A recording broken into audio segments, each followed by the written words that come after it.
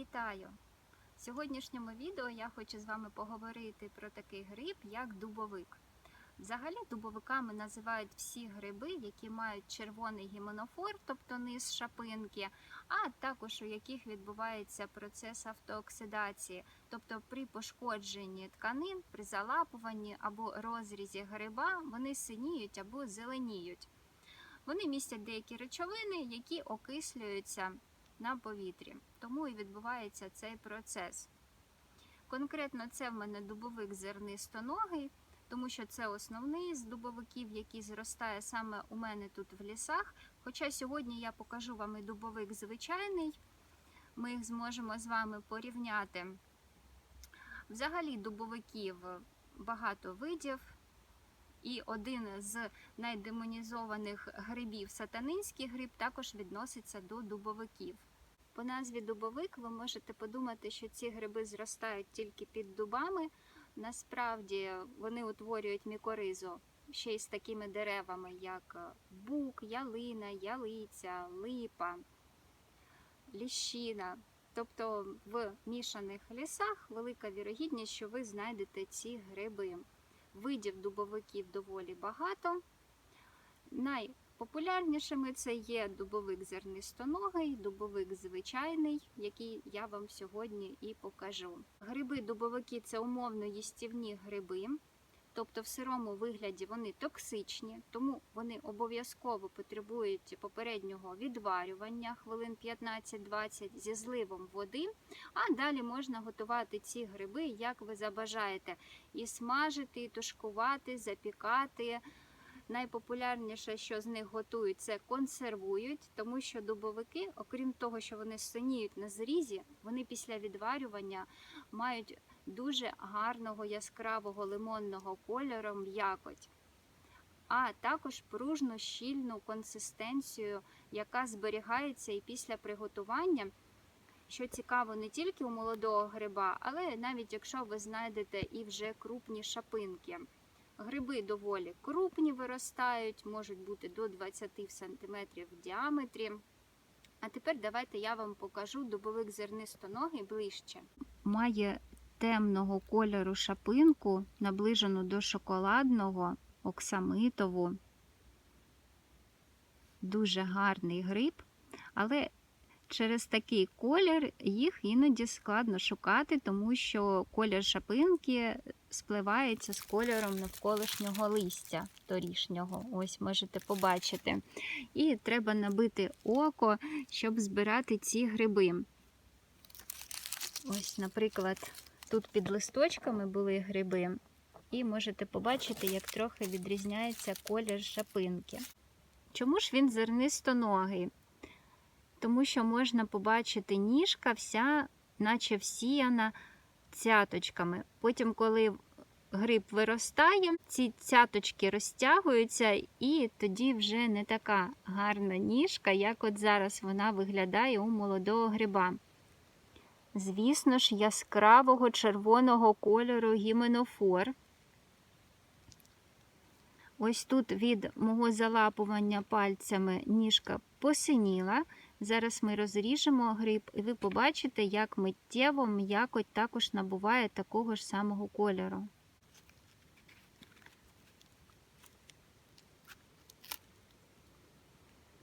Не встигла я розрізати, як він миттєво посинів.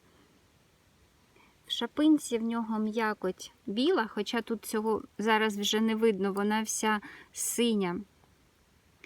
Ніжка має жовту м'якоть.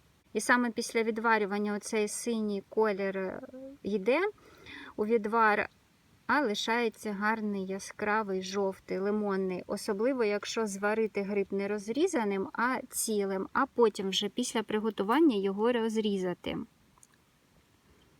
Як бачите, він не хробачливий, хоча зараз середина літа. Чим мені подобається цей дубовик зернистоногий, тим, що він дуже рідко буває хробачливим, навіть влітку. А зараз я вам хочу показати дубовик звичайний. Я його вчора зірвала, тому він трошки так виглядає не дуже свіжим. Але можете побачити, якого кольору в нього більш світлого шапинка. Також ви бачите червоний гіменофор. І характерна ознака, в нього ніжка наче в сіточку, на відміну від дубовика зернистоногого. Ось тут дуже добре видно. Зараз я, звісно, розріжу і цей дубовик звичайний, але навряд чи він так сильно посиніє, тому що він в мене ніч полежав вдома. Можна побачити, що в ніжці він хробачливий, тому що літні дубовики звичайні, майже всі хробачливі, на відміну від дубовика зернистоногого. Ну, також можна побачити, відбувається процес автооксидації одного у другого. І дубовик зернистоногий, і дубовик звичайний, умовно їстівні гриби, на мою думку, високої якості, нічим не гірші за білого гриба. Часто недосвідчені грибники при зборі дубовиків бояться сплутати їх з таким грибом, як сатанинський, який також відноситься до дубовиків, як я вам вже розповіла. Сатанинський гриб раніше вважався смертельно отруєним. Сатанинський гриб має більш світлого кольору шапинку, кольору кістки, яскраву малинову ніжку. Процес автооксидації у нього відбувається не настільки яскравим, як у дубовика звичайного та дубовика зернистоногого, проте він також синіє на зрізі. І відзначають, що чим старшим стає сатанинський гриб, тим сильнішим він набуває неприємного запаху. Хочу вам ще показати, як виглядає сатанинський гриб, про який я вам розповідала. Ось ця шапинка кольору кістки, малинова ніжка. Це дубовик звичайний, який я вам показувала. Будете запитувати про книжку. Це книга нашої Зінаїди Косинської. В неї є серія з книжок. Тепер давайте трохи позбираємо. Мирослава мені допоможе позбирати всі дубовики, які ми сьогодні з вами познаходимо. Такий гарний. Так, вони дуже гарні. Їх так приємно збирати і знаходити. А оцей ще гарніший. Давай тепер наступні покажемо.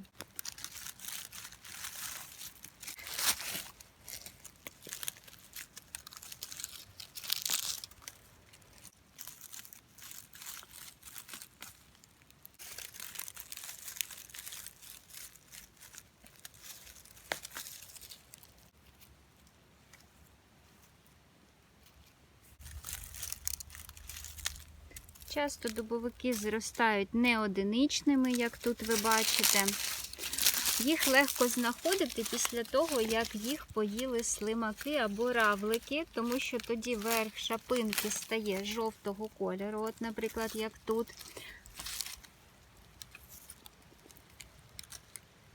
Такі гриби я також беру, просто ось ці місця трошки підрізаю, тому що дуже складно знайти абсолютно ідеальні по формі гриби, тому що в лісі дуже багато тих, хто їх також полюбляє. Ох, який красень. Так, такий червоний. І як завжди, якщо ви знайдете грибницю дубовиків, то тоді щороку можете туди вертатися, і я впевнена, що будете знаходити гриби. Гриби я вам раджу одразу в лісі чистити, не кидати їх до кошика, отак от як ви їх повністю з землею вирвали з землі. По-перше, ви так перевіряєте, чи не хробачливий гриб. По-друге, коли ви приходите додому, то вам тоді менше роботи з грибами, тому що лісові гриби потребують найчастіше, щоб ви їх одразу в той день, коли зібрали, і переробили. Дубовики хоча б попередньо відварити, а далі можете або заморозити, або приготувати наступного дня вже якусь страву. Також дубовики дуже гарні в сушці. Бачите, чистий грибочок. І через те, що дубовики майже не хробачливі, вони легко сушаться при кімнатній температурі. Ви їх нарізаєте шматочками тоненькими і просто розкладаєте або на папері, або на решітці. І вони за декілька днів добре висихають. Ну, звісно, в ідеалі сушити в сушарці, також можна в духовці сушити. Якщо ви збираєте, наприклад, пізньоосінні дубовики, тому що насправді їх до кінця жовтня можна збирати, вони зростають з кінця травня і по жовтень, то тоді ви можете їх навіть на батареї сушити, якщо вже включене опалення. І також через те, що дубовики синіють, вони фарбують все. Гриби світлі, якщо ви покладете до них разом в кошик, а також при зборі та чищенні ваші пальці. Тому якщо для вас принципово мати чисті руки, то такі гриби краще збирати в рукавичках. Ось такі дубовики збирати найприємніше, тому що вони молоденькі, ще шапинка притиснута до ніжки. Такі гриби найкраще маринувати.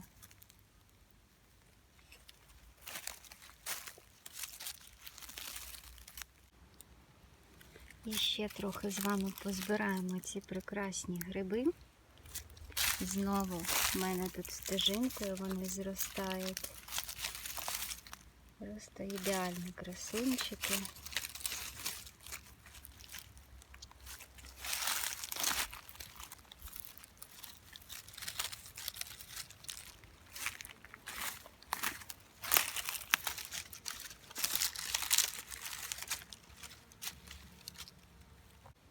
Наша сьогоднішня ціль в кошик грибів майже досягнута. Дубовиків дійсно багато. І вони зростають не одиничними. От зараз Мирося вам це покаже. Другий. Третій. І четвертий.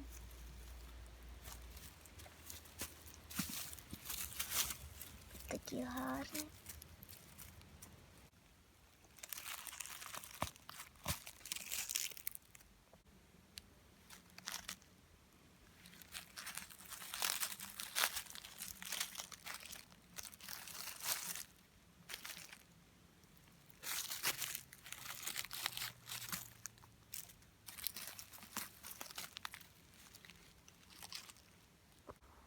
Грибів я назбирала, а тепер давайте за традицією рушаємо до кухні та приготуємо те, що зібрали.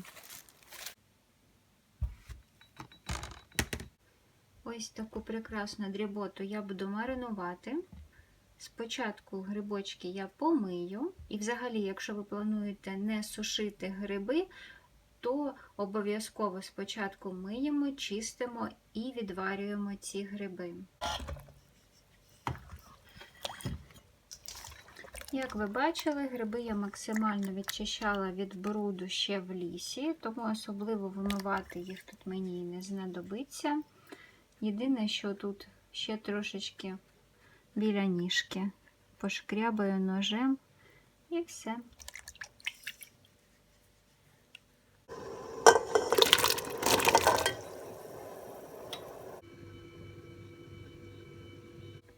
Гриби я проварювала 25 хвилин після закипання, потім декілька разів промила в воді. І тепер в такому вигляді їх вже можна подрібнювати, як вам зручно, і готувати, смажити, запікати, супи варити, або, як я сьогодні, консервувати. І я вам зараз покажу, як я їх підготовлюю. Я ось тут трішки підрізаю, тільки для того, щоб вони гарно в баночці виглядали. Ось, бачите? Тоді відкривається оця дуже яскрава лимонна м'якоть. І такий грибочок я розрізаю навпіл обережно, бо він слизький. Ось така неймовірна краса у нас буде в баночці. Я забула вам сказати про дубовик звичайний.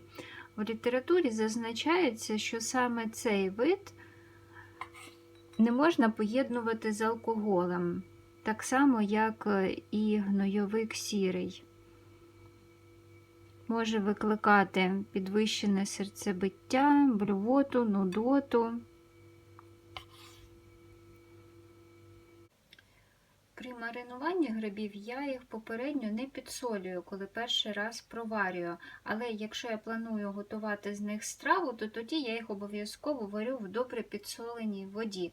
І тоді вже після того, як ви проварили перший раз, можна зливати воду і вже так їсти ці гриби, тому що вони дуже смачні, навіть не готуючи їх якось далі. Готуємо маринад. На літр води я додаю 1 лавровий лист, 2 бутони гвоздики, з десяток чорного перцю горошком та половина чайної ложки гірчиці.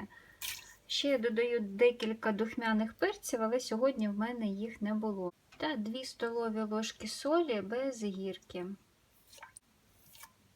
Доводжу маринад до кипіння, потім додаю гриби, проварюю ще 15 хвилин і розливаю по баночках стерилізованих, в які вже додала оцет.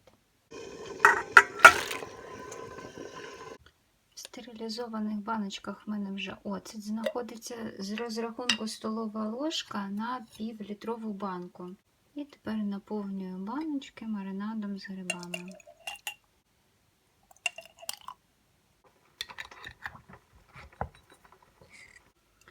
І, як завжди, банки перевертаю, укутую до повного охолодження. З 700 грамів грибів в мене вийшло трохи більше, ніж 750 мл грибочків. Ось тут, бачите, баночка ця неповна. Для сушки гриби, звичайно ж, ми не миємо. Потрібно просто струсити ось цей поверхневий бруд.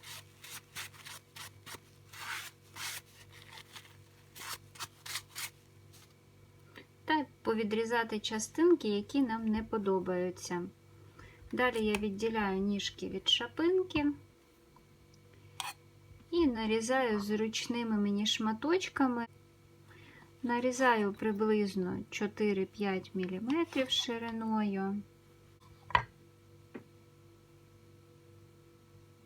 Сушу гриби в сушарці на 45 градусах. Приблизно це займає 6-7 годин. Показую вам, як виглядають в баночках мариновані дубовики і сушені. Можете побачити, що сушені дубовики стали світлими і набули дуже насиченого грибного аромату.